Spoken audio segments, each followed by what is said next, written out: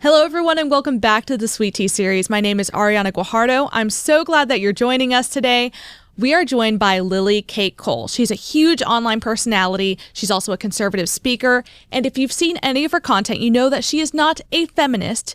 She is a feminist. She has great content, but unfortunately, I was not able to be part of this conversation. I've been doing travels for some really cool film projects that are coming up, but not to worry. Someone from the Family Success Project at the Texas Public Policy Foundation has stepped in. Hannah Brooke, take it away.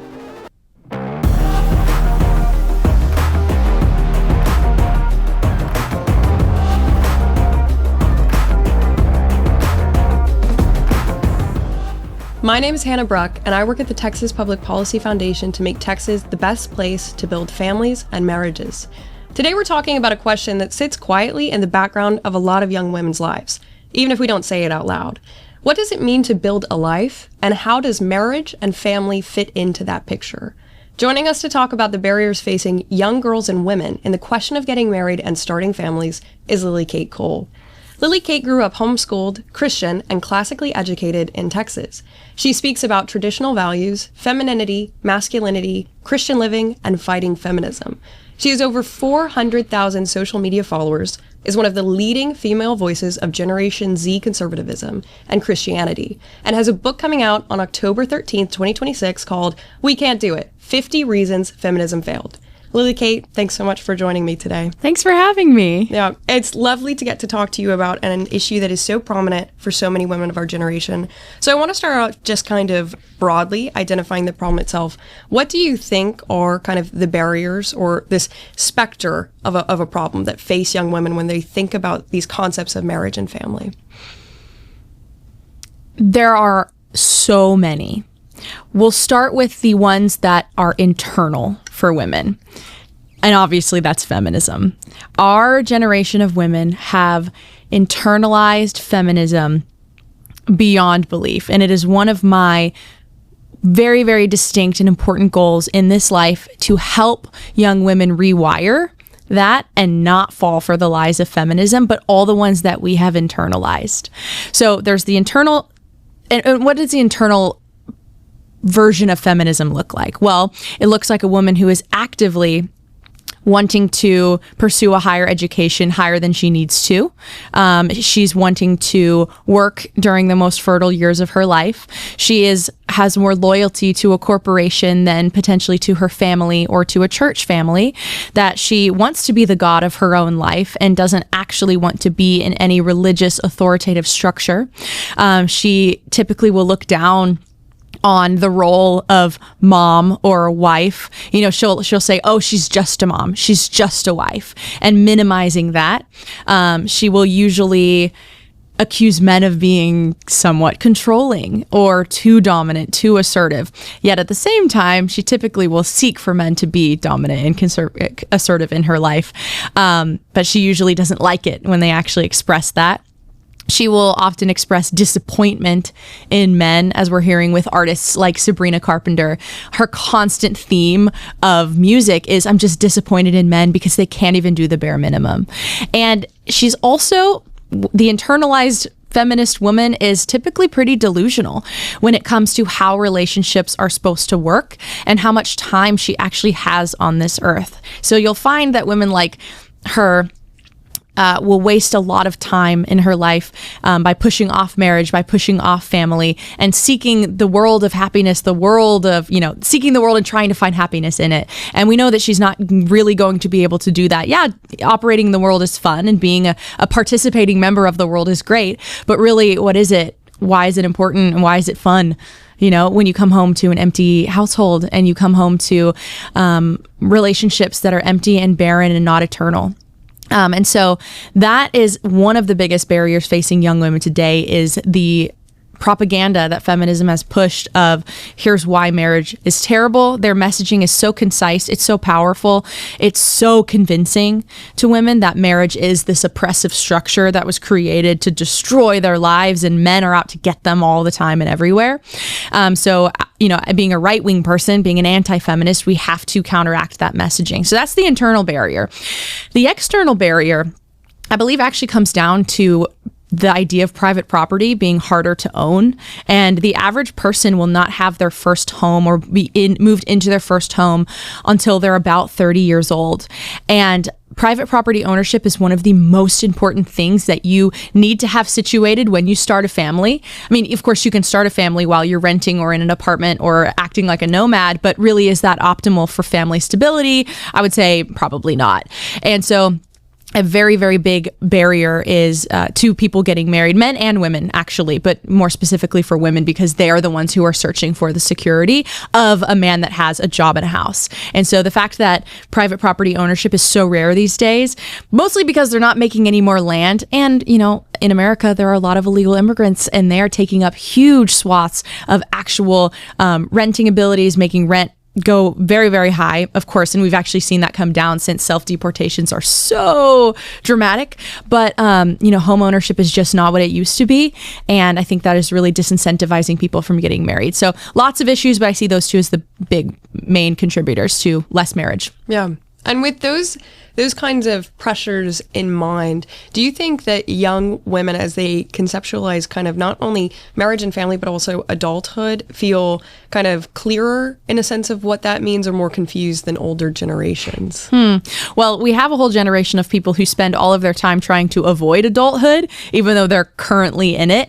I didn't go to college, and I go to a lot of college campuses, and I see that a lot of people are hiding behind their education to prolong their adolescence. And I think that's a big problem in society we have already, is people are scared of growing up. We have this Peter Pan syndrome where we really don't want to get older because we think that delaying responsibilities will make them easier to take on later in life, but that's just not true. You are still going to be taxed whether you want to or not. You're still going to be accountable to the law regarding your age, if you're a minor or not, even if you don't want to be. And so prolonging your adolescence and trying to avoid the responsibilities of adulthood just doesn't make any sense, because you're going to have to play catch up regardless. So that's the broad part of adulthood that I think people are just trying to avoid. And what feminism actually does, it's so brilliant. They basically speak to a woman who is mentally in her high school age, and they want to calcify her there. They want her to be immature, emotionally demanding. They want her to be dramatic. They want her to be full of gossip, full of slander, and they want her to be easily able to fall into those things and those habits. So feminism is a movement because it encourages women to remain single, and it encourages them to demand things from men, but also to demand things from government and seek to dominate over men and to destroy any hierarchy that ever exists. It requires women to have a certain level of emotional instability and emotional immaturity. And so feminism is a big proponent of why women also put off adulthood, is because it wants to keep women in this state. Because if you're highly emotional, you're governed by your emotion, you're aggressive, you fall into vices very easily, you're not walking in the nobility of being a strong, feminine, biblical woman, then you're very easily controlled. And feminism needs you to be easily controlled for it to download the latest update of whatever they're fighting for this time and, have you accomplish it. So feminism makes women fear adulthood because they have to then face the responsibility, and it keeps them in a state of adolescence and immaturity because they're just easier to manipulate and easier to deploy for feminism's goals.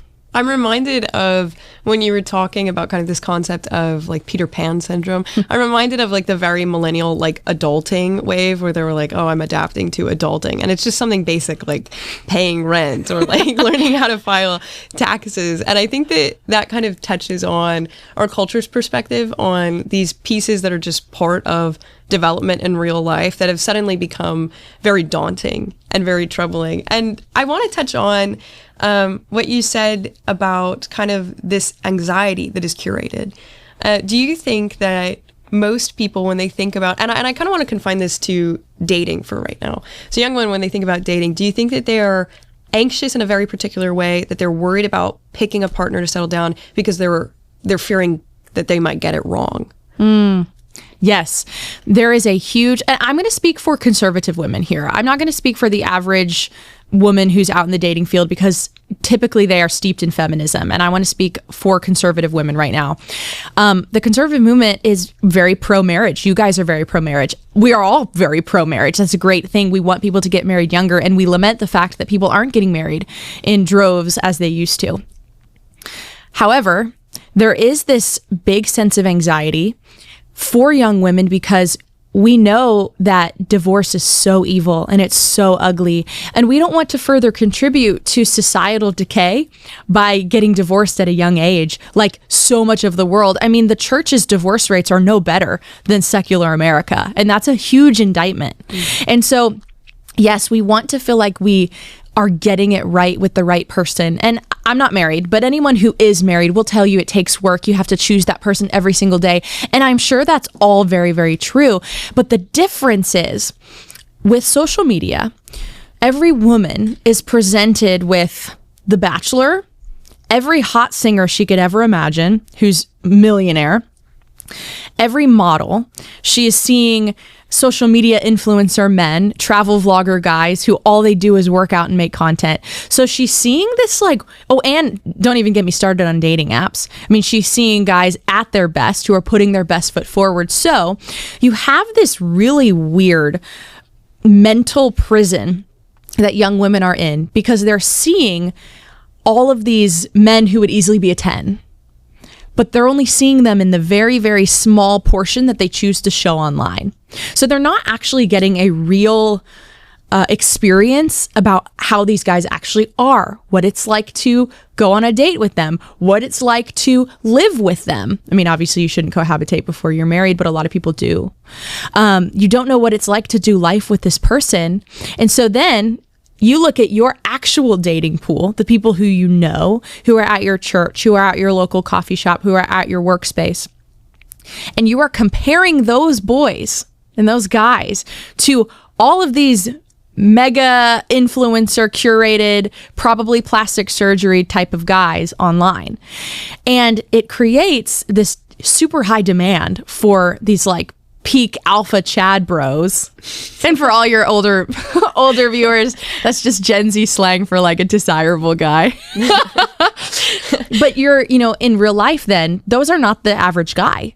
And so women are trying to select the very, very top man, and then all of the other guys are getting left behind and ignored and just getting this horrible treatment from these women who believe that since they are seeing all of these gorgeous, perfectly put together men, they think they can actually pull one of them, which speaks to the delusion of it. Because now on dating apps, if a woman is between the height of, and this is totally just one example, if she's between the height of like 5'2" and 6 foot, her preference, because you can put in your own preferences of what kind of guys you're looking for, every single one of those women from the entire height range, like almost a foot in height, all say they want someone over 6 foot.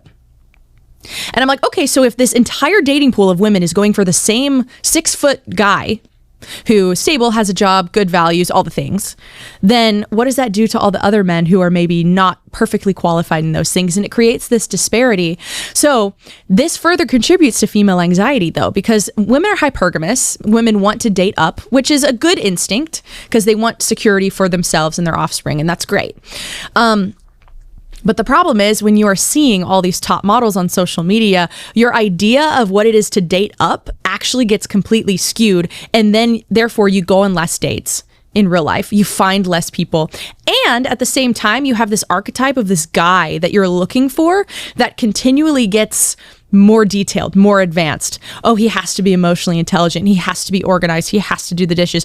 And as you are exposed to more stuff on social media, your desire gets even more curated. And as women get older, they get more aware of what they want and really what they don't want. So I see it all contributing because the desperation and anxiety of being single still grows in young women at the same time. So we're getting more selective with our ideal type of man, but we actually aren't selecting them in real life.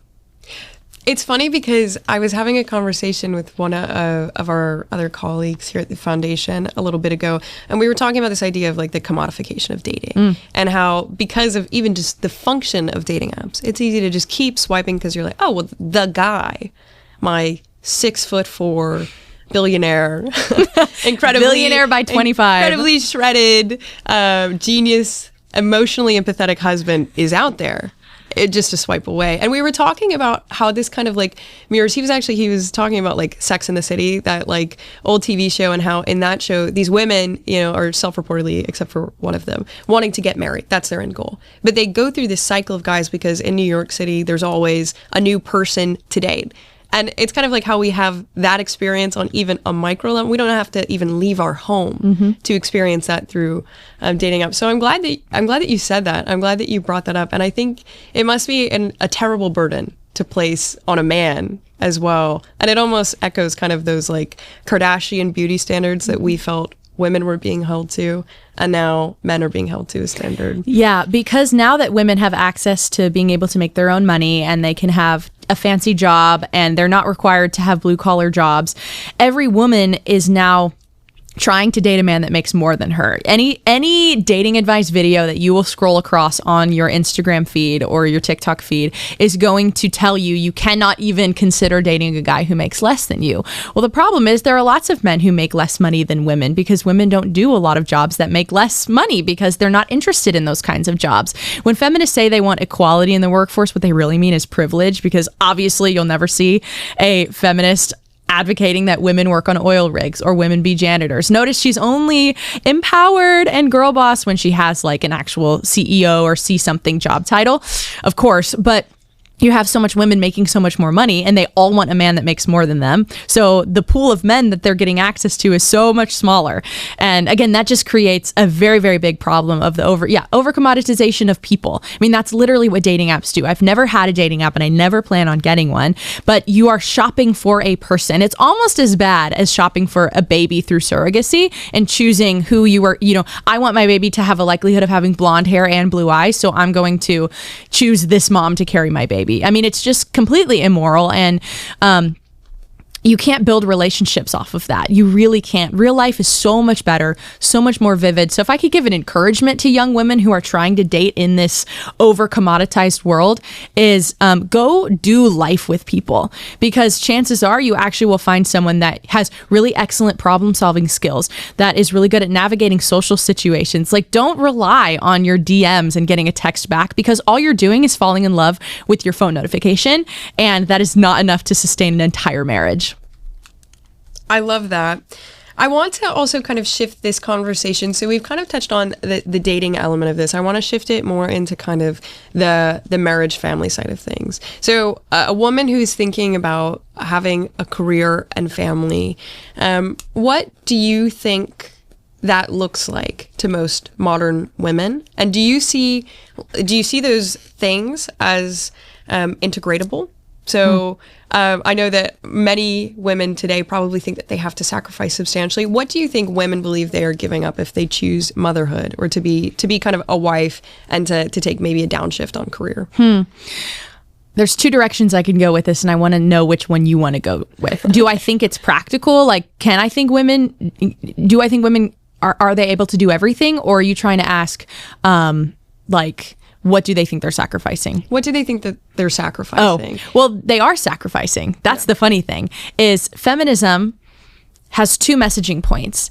It says, you can have it all and you can do it all and you can be awesome at it all. And guess what? You don't have to sacrifice anything. Like, you can be the full-time working mom and be a great present mom. They literally tell women that you can do that, which we know is not true because there's only 24 hours in a day.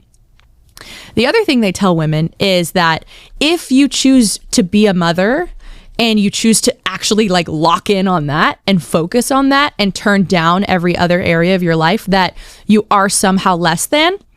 But and here's the other side that not a lot of people fill in. Why do they say you're less than? Like, what are they comparing it to? Well, they're comparing it to the amount of money that she is bringing in for the household.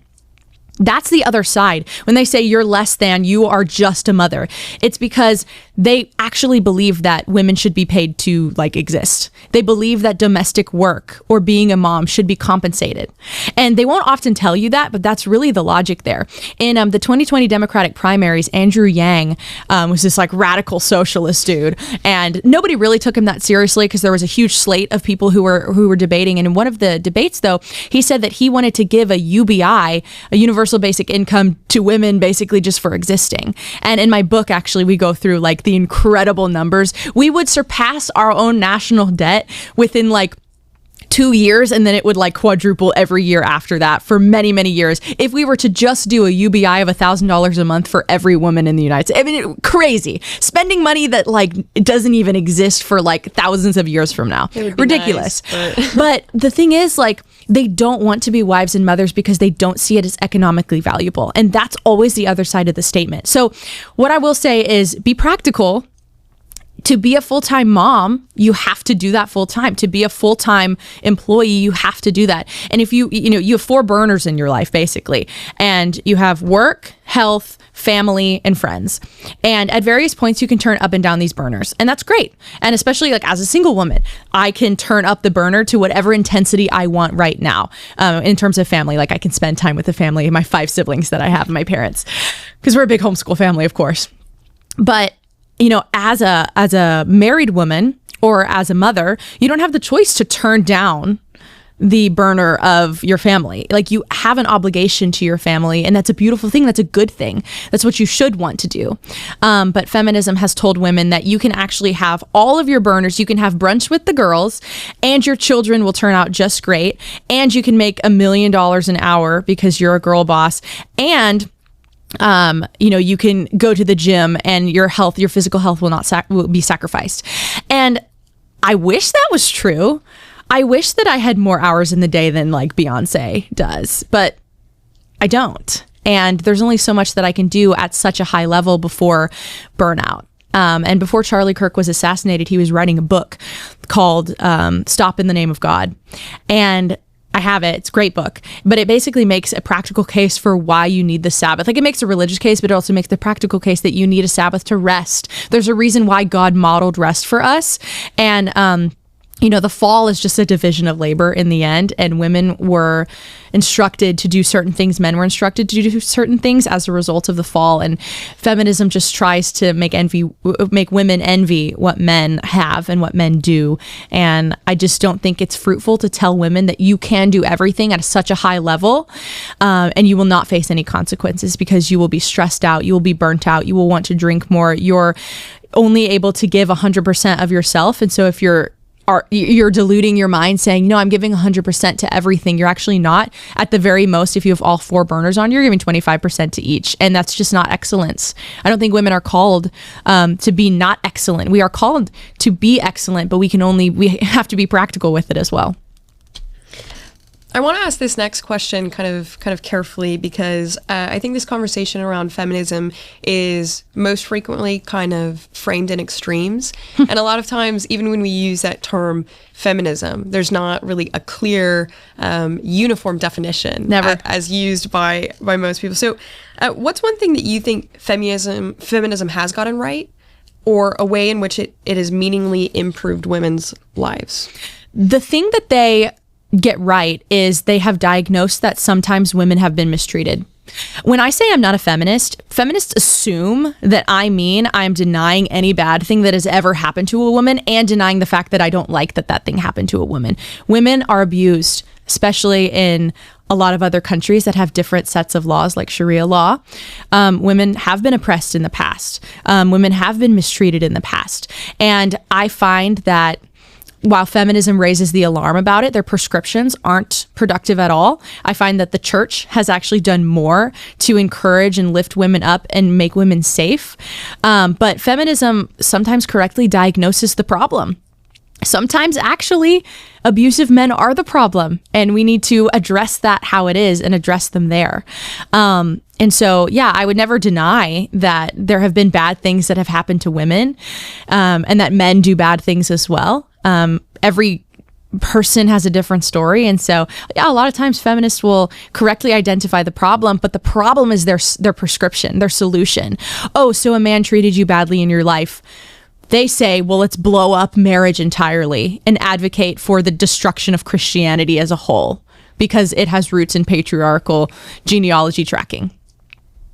I'm like, where did we get this conclusion from? Where do we get the solution? So I find that my biggest gripes with feminism are not the problems that it diagnoses, but the solutions it proposes.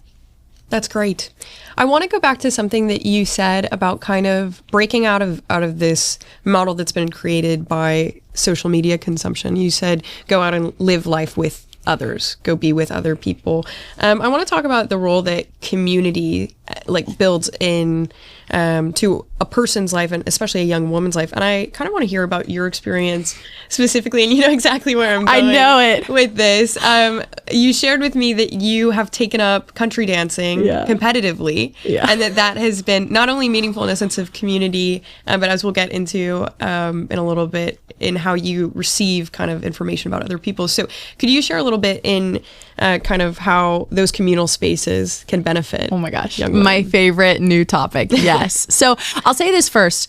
I recently finally became a member of a church. I've been church hopping, trying to find a really good one. And it has been the joy of my life to be in the structure of a church. It has been wonderful and amazing.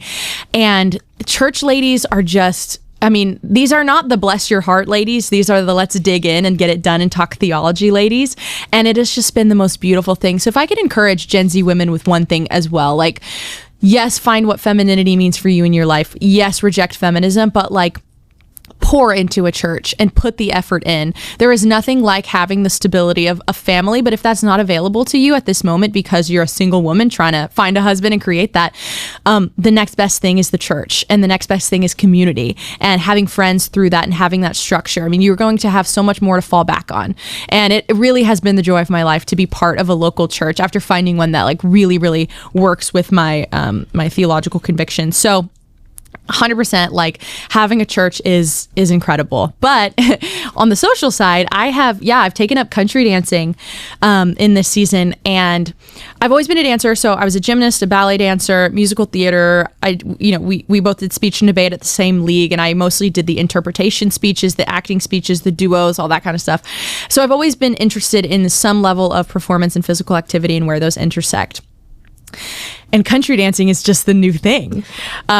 I live in Houston, so there's country dancing everywhere. And we have Texas two-step, which is awesome. There are many styles of country dancing, but it can take you to places that you probably wouldn't frequent. Let me caveat this with, I don't drink ever, and I'm not tempted to drink. So I go to these country bars, and there's a lot of people drinking. There's a lot of people there for nefarious reasons, but I just don't engage with those types of people. I know based on how you're dressed if you're trying to lock in on dancing or not. It's pretty easy to tell, so I stay away from a lot of that. But country dancing is so wonderful. Not only can you burn like 500 calories an hour doing it, but you can learn a lot about a person based on their dance style. And I have built a community of really great friends, and a lot of them I've brought to church. We talk theology sometimes while we're at the bar waiting for another dance. There are great, excellent quality people that I've met and been so blessed to know through that. But it has been a huge tool of discernment for me. And a lot of people are shocked when I say that because they're like, well, what if I'm a bad dancer? And I'm like, okay, let me explain. You are connecting with someone, you are holding their hands or hands on their shoulder, or, you're connected in some way for the lead to be able to communicate to the follow what to do next. And it's this unspoken language. Sometimes you will watch videos of people country dancing and you'll say, there's no way that that's not choreographed. But it's actually not, because the lead is communicating exactly what the follow should do, and she responds with her own styling and character in it. And it's just beautiful. I also like country dancing because it's the only place where men are still allowed to lead, and it actually not be considered uncool or oppressive or controlling. But based on a person's dance style, specifically with men, I will learn within the first 20 seconds of dancing how clear they are as a leader, how quickly they make decisions, how they commit to those decisions once they're actually made. I will understand how collaborative they are as a person, I will understand if it's their way or the highway, or if they're going to wait till I finish my move so they can respond with the next one. And I will generally understand how emotionally reactive they are just as a person, especially if they're a bad dancer. If they don't have any technique, they don't know anything about dancing, and we're just going at it and they're trying a couple moves, I can tell so much about you. People can mask it when they become better leads because they kind of know what to do and they have more technique with it. But I would encourage young women, if you want to learn a lot of stuff about him that he will not tell you up front, you need to take him country dancing, because the way that he guides your hands, the way that he pushes you, if he matches your energy, or if he is like controlling that dance and not letting you finish a move, or if he's yanking you in and yanking you back out, if he's getting frustrated at you for not knowing when he makes a decision to lead, when he makes it and you're just kind of not quite sure what to do, you're going to know that is a one-to-one picture of how he is in a relationship. So people dance exactly how their personalities are. And it has been so awesome to learn that about people, because I do desire to get married, but there are things that I might find out about a guy 3 months into the relationship, 4 months, 5 months, even like a year into the relationship that I would not have known, that I could have known if I had gone dancing with him. You have to develop a little bit of an instinct for it, but once you do, you notice that people's personalities very much are exactly how they dance, especially if they're untrained, because they have no other context to go off of. Do you think that many of our generation, because I'm actually not a very good dancer because I'm so uncoordinated, so I would hate to hear what that would say about me. But do you think that many in our generation are kind of missing these shared spaces where people can connect naturally? And I guess, how would you kind of identify the temperaments of the young people that you meet when you are in this shared space? I've been pondering this lately, because every dating advice video you'll hear will say something to the effect of go to an expensive gym to find a husband, or go to church. And the church part's great advice if the men will approach you at church. That's always a caveat, because sometimes they're just not there looking. But the other prescription is go to an expensive gym. And that really got me thinking, I'm sorry, when guys are at the gym, are they really looking to find a wife there? No, they're probably locked in with their headphones and whatever reps they're doing. They might be bulking, they might be cutting, who knows? And so I don't think going to the gym is a very good way to actually probably find a husband. I'm not saying it can't happen, but I'm saying I just don't. You need to go to environments that are inherently social. And a gym is just not an inherently social place. Now, if you take classes, that's probably different. But we need to repopulate places that are inherently social. And if that means going to a dance hall, a country dance hall, if that means going to a dance convention, going to where men actually are as leads and they're used to leading, that might be something worth going to. Now, I can see the headline right now, Lily Kate, conservative influencer, encourages people to go to country bars. And it's like, well, I'm encouraging you to go to places where social activity is already going to be happening. And if that's at a country dancing bar, fine. If that's at your local gym, because you just have a really social community gym, also great. If that's at a local park, great. If that's at your church or a church, good, great. We want that. But people are trying to, with this new spectrum of dating advice, trying to encourage people to find social partners who could potentially turn into relationships in inherently non-social environments. And it doesn't make that much sense to me. A lot of relationships, when I've asked women how they met their husbands, 99% of the time, it's something to do with a mutual friend invited us to this thing, and I was there and he was there, and then we met, and then the rest is history. Relying on the airport romance, or relying on him finding you out in the wild, you were walking down the street and he saw you and he knew you were the one. It can happen, but it's so rare. And it's probably not going to happen to the majority of women. So relying on that sniping strategy is probably not a good thing to do. So it has to be a numbers game. How can you meet as many people as possible who could introduce you to your person? And that requires you going to environments where the socialness of it is already baked in the cake. Don't try to make a gym social because that's just going to annoy the gym bros. Don't try to make something into what it's not and hope that you're going to find a husband there, because it's just going to be a fruitless labor. So not that I'm encouraging everyone to learn how to country dance, although you actually might love it. Go find environments that are social, and the expectation is that you meet people, because that's the only way to meet people without having to recreate the wheel every time. I want to highlight something that you said that sparked a thought in me just on how important broader community is before kind of that community gets narrowed down into like a dating pool. It's so important to focus on friendship and relationship writ large and building your community as an individual, which can then in turn make it so that you meet people that are similarly inclined. Every older woman named Carol at my church is searching for a husband for me. I mean, they're just so invested in that. That's why matchmakers are a thing, especially religious matchmakers. I mean, all of them want you to experience the joys of marriage. And so if you have a team of women who are looking out for you, who are already married, who know what to look for, know how to guide you, and actually would sit with you and walk with you through this, I mean, that's a beautiful thing. But you have to go find those women as well, and usually you'll find them in the church. I want to kind of use the last couple of questions that we have to kind of downshift based on kind of all that we've talked about, which has been so broad and encompassing. Thank you. And kind of narrow it with a question that is equally as broad.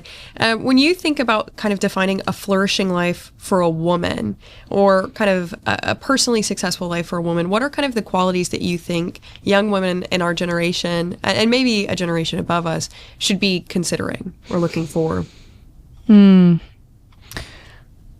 Women's quality of life is 100% mitigated by the quality of their relationships. 100%. We have this weird modern idea that men and women are very similar, as you know, and sometimes people go so far to say that they're interchangeable. But women who have been mistreated by men end up being feminists every single time. A woman who is sexually abused will most likely become a feminist. A woman who has not had a dad in the home is going to be very warm to feminism. Why? Because women's entire worldview is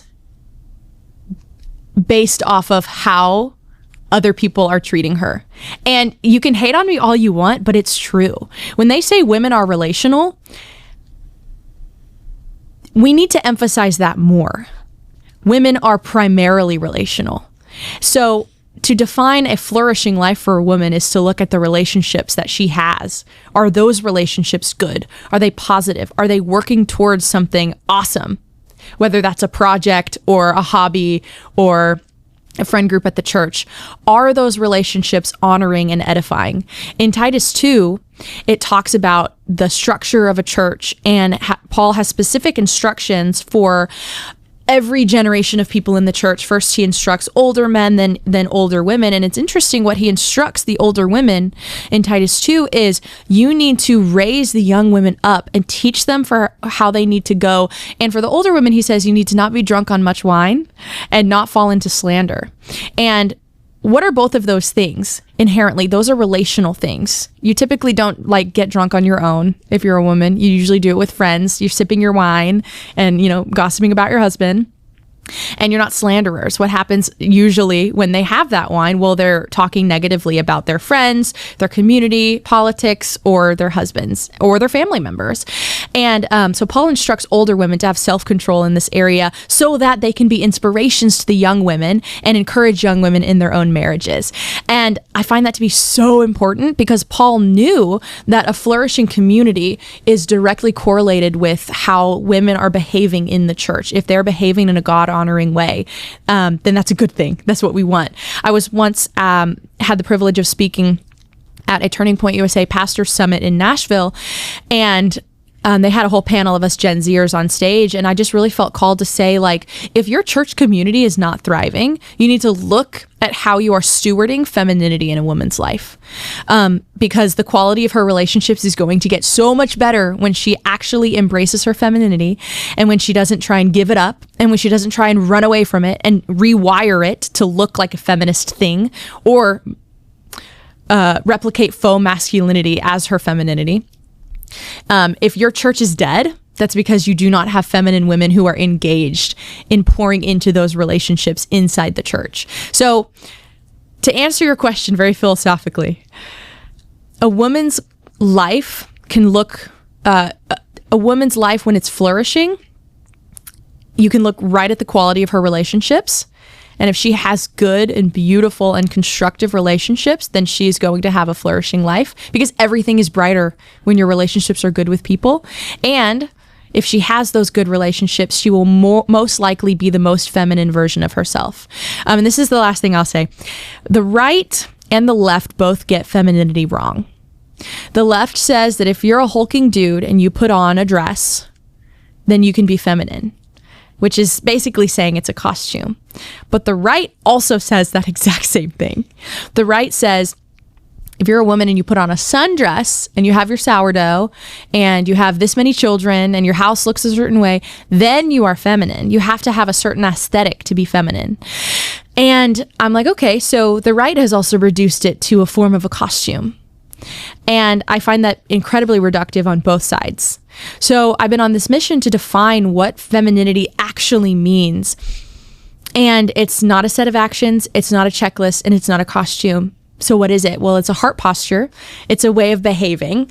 It's a way of expressing your personality, because there are billions of different personalities that men and women have.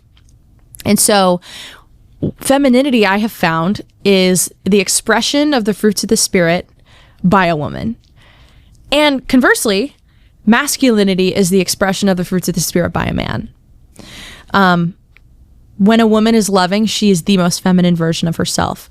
When she is patient, she is the most feminine version of herself. When she is manifesting and expressing the fruits of the spirit, that is femininity in her life, because she's a woman.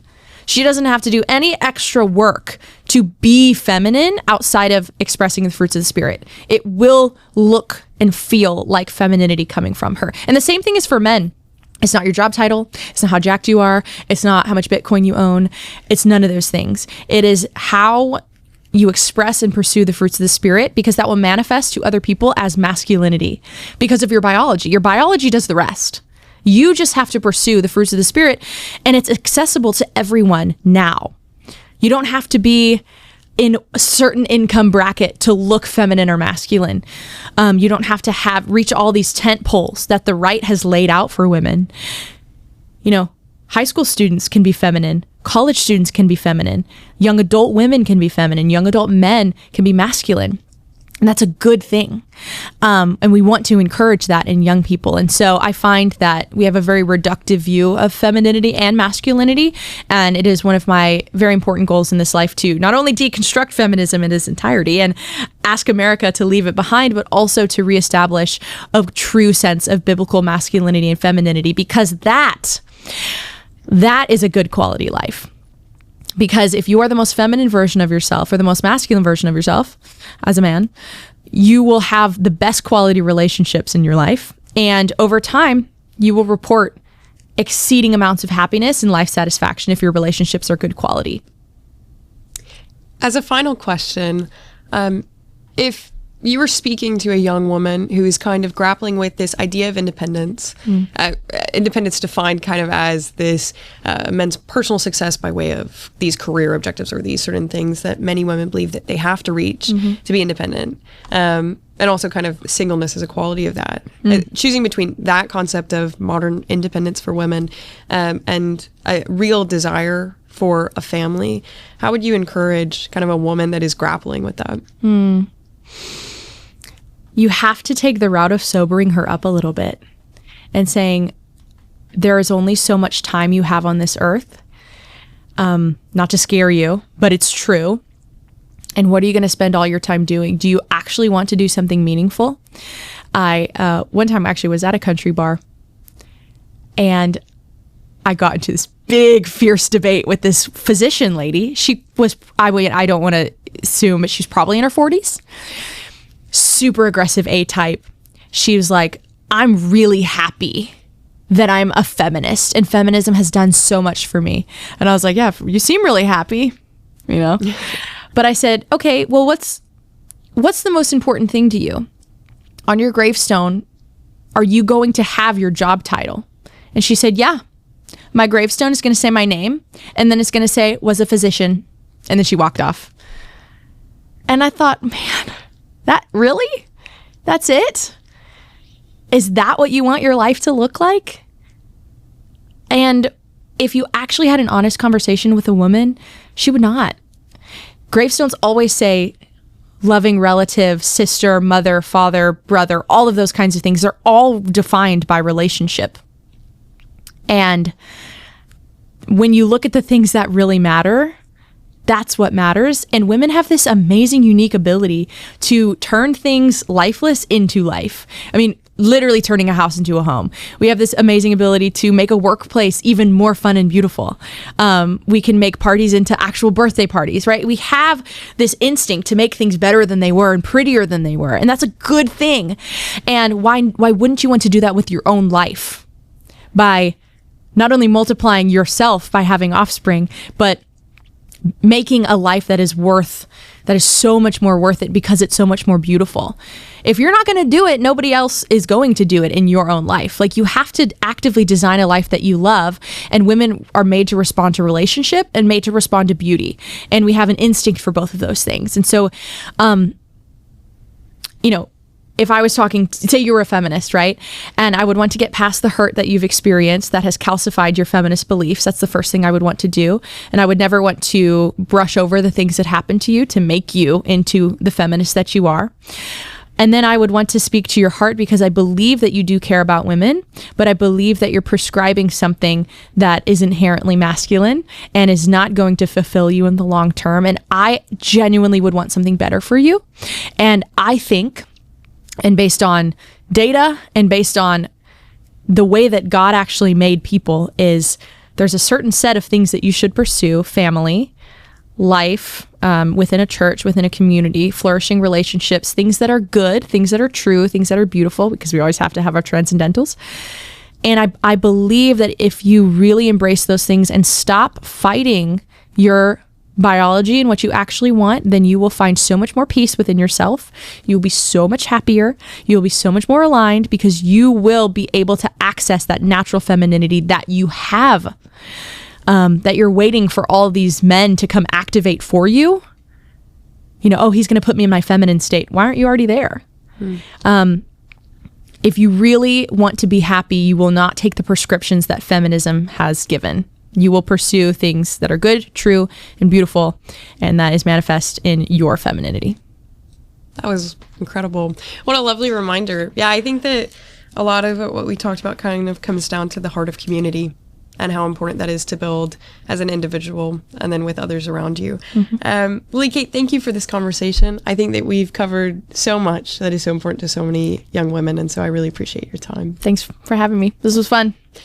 Hey everyone, it's Ariana again. Thank you so much for watching. If you want to see more from the Family Success Project, you can go to texaspolicy.com. Before we clear out, please give Hannah and Lily Kate some love in the comments section. I'll see you next time.